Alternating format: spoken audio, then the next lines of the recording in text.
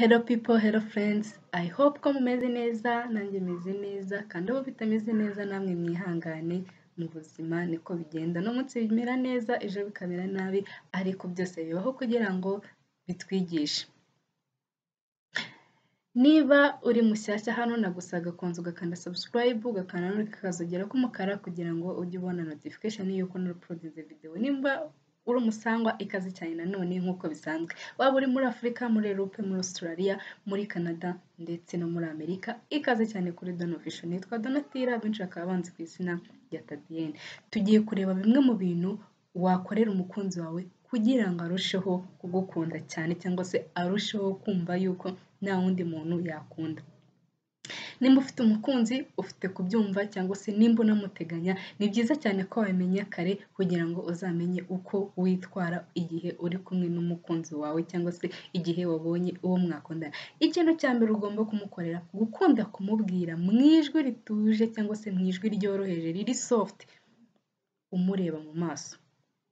Umubwira ko umukunda, umubwira ko ari mwiza, umubwira mbega bya bintu byose wakagombye kumubwira cyangwa se ubimubwira kandi umureba mu maso kugira ngo abone yuko ibintu uri kuvuga koko ari byo, kugira ngo umukonveke abyumve neza. Ikintu cya kabiri, kuba ukunda kumufata ibiganza iyo muri kugenda cyangwa se umufashe ku rutugu muri gutembera mu muhanda cyangwa se hari ahantu mugiye, biba byiza iyo umufashe ibiganza. Ikintu cya gatatu, gukunda kumuha present cyangwa se gift, ariko nanone zitari iz'agaciro cyane, kandi ukamuha present expectinga ko wamuha. Tuvuga urugero, nimba ushaka kumugurira agatabo yenda karimo story runaka, akaba wakamuha, aho gagatungurwa n'ukuntu ukamuha cyangwa se ukamuha present iri butume cyangwa se iri bube ayibazaho, apana kumuha bya bintu by'agaciro, kuko iyo umenyereje ibintu by'agaciro akenshi nibyo akurikira cyangwa se nibyo yakagombye kumva yuko ari byo ugomba kumuha. Ikintu cya kane kandi kinakomeye cyane, kwitera perfume cyangwa se kwambara neza. Cyane cyane ibi ngibi uri umuhungu ugomba kwitera aga perfume keza gahumura neza, ukumva yuko mwaba muri kumwe, wanamuhobera ukumva smile yawe iracyamuriho, ari kukumva muri iruhande cyangwa se muri hafi.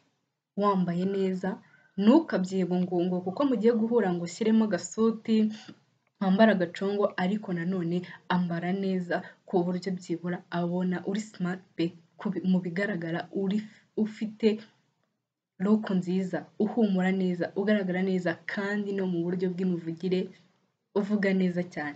Ikintu cya gatanu rero nacyo kirakomeye, gukunda cyangwa se kumva wamuhobera kabone nubwo haba haciye hagahe mwari muri kumwe. Icyo gihe ntabwo mvuze ngo ubikore mu buryo bwo kuba ari nk'uburaya, ariko nanone ahubwo abona yuko wamukumbuye cyangwa se mwese mwakumburanye, ariko ukaba uri kumutekerezaho kandi nawe akabona n'ibintu bikurimo, apana ibintu uri kwihatamo. Ikintu cya gatandatu, gutemberana n'amaguru cyangwa se niyo mwaba muri mu modoka ariko mugenda muganira, kandi ukibuka ko akantu nababwiye, kuba mwarebana mu maso. Ikindi kintu cya karindwi, kumubwira cyangwa se guhora umubwira ko wifuza kuba yaza mu buzima bwawe cyangwa se kuba ahari mu buzima bwawe. Umwifuza by'igihe kirekire, apana bya bindi byo kuvuga ngo turi kumwe ariko ejo ntawamenya dushaka gutandukana, ahubwo bipange ku buryo no mu mishinga yawe, mu byo upanga byose, yiyumvamo yuko nawe aba arimo. Ikintu cya munani, kuba wafata umwanya ukamufata ku rutugu ukamureba cyangwa se mukarebana mutavugana, hagashira akanya murebana ariko mutavugana. Ibyo bintu nabyo bishobora kuba byamukurura cyangwa se byamwongerera kugukunda cyane kurenza uko yagukundaga. Uzabigerageze rero uzambwira. Ikintu cya cyenda, ubaye uzi kuririmba cyangwa se ushoboye kuba waririmba, kabone n'ubwo utaba uzi kuririmba, birashoboka yuko wakwifashisha radiyo cyangwa se na telefone mu bisanzwe, ukaba wamuririmbira indirimbo z'urukundo cyangwa se ukayipureyinga ubundi ukagendana n'indirimbo, ariko bibaye byiza ubaye ubizi wayimuririmbira umureba mu maso ku buryo abona yuko ibintu uri kuvuga n'ibintu ukora cyangwa se n'uko akubona pe biri perfect. Ikintu cya 10, mutumire musangire muri resitora, ahantu umutumira akumva ari safe, nta kindi kintu ashaka kwikanga, nyine ahantu hari safe uzaharebe, wumva nawe wasohokana umukunzi wawe hadahenze cyane kandi nanone hadaciriritse, kuko ushaka kumujyana ahahenze cyane akumva yuko ari uburyo bwo kugira ngo akurebe ko urenze, cyangwa se ukaba wajya ahaciriritse akaba ari uburyo bwo murabyumva. Icyo gihe uzamutumire musangire, ni byiza cyane ko musangira, nabyo bituma arushaho kugukunda cyangwa se murushana kumenyana byimbitse.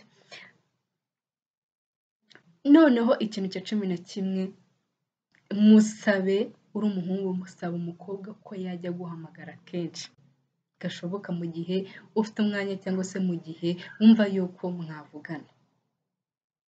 Niba uri umuhungu ufite umukunzi, saba umukobwa mukundana kuba yaguhamagara kenshi gashoboka, ibyo nabyo bituma arushaho kugukunda mu gihe umusabye yuko wahora cyangwa se yahora aguhamagara, cyangwa se niyo bitaba ari buri gihe ariko hakaba ari isaha mwahanye ku buryo mugomba kuba mwavugana cyangwa se mugomba kuba muri kumwe, bituma arushaho kugukunda, bituma arushaho kumva ko ari uw'agaciro imbere yawe, kandi akumva yuko ntawe ukuruta, akumva yuko nta wundi ni wowe nawe, akabitekerezaho kandi iyo ubimusabye arabigukorera.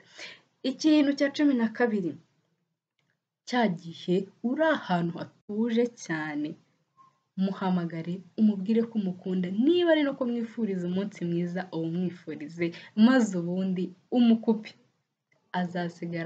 azasigara we abitekerezaho cyane ibyo bintu ukoze cyangwa se uko kuntu bigenjeje, kandi ibyo bintu birakora, ni smart pe, ni byiza cyane kuba umuntu yaguhamagara akakubaza uko umeze, akakubwira ko agukunda, akakwifuriza umunsi mwiza, maze ubundi akahita agukupa.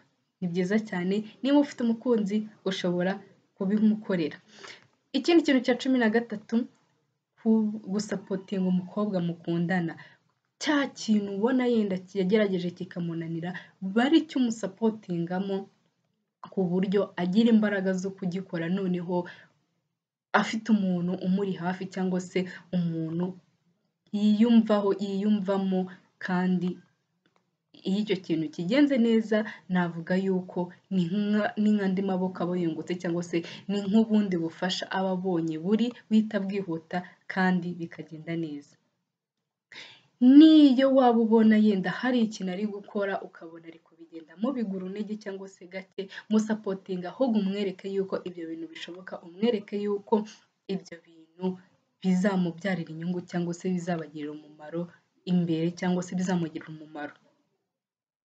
Bikore nimba umukobwa mukundana hari ikintu yumva ashaka gukora cyangwa se yagerageje cyangwa se anarimo ukabona kiri kumutsinda, ariko musapotinge abashe kuba yacyagura kigire ahantu kigera. Ikindi kintu cya 14, reba ibintu mushobora kuba mwahuriramo mu masengesho se, kujyana kureba umupira, volleyball, kuba mwatumira n'inshuti zanyu mukajya yenda mu bitaramo runaka, bya bintu bituma mwishima mwembi ku buryo mubona cyangwa se ubona mwese muri kwiga, cyangwa se hari ibintu biri kubigisha mwese, yenda bibonye bwa mbere cyangwa nawe ubibonye bwa mbere, ariko noneho muri kubikora muri babiri, ntabwo ari cya gihe wijyanye, ariko iyo muri babiri bimera neza.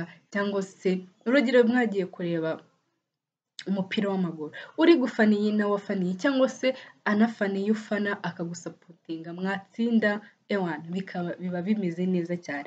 Ikintu cya 15 jya wibuka itariki aha agaciro cyane mu buzima bwe. Nimba ari itariki y'amavuko umenye ngo iba ryari ubashe kuyizihiza hamwe nawe. Niba hari n'ikindi kintu cyabayeho mu buzima bwe gikomeye ku buryo iyo tariki adashobora kuyibagirwa, mufashe kuyibuka cyangwa se buwa mbere wo kumwibutsa ngo you know what, iki gihe n'iki cyageze, harabura icyumweru, harabura 2 weeks, icyo gihe abona yuko ibintu bye byose umusapotinga kandi umuri hafi.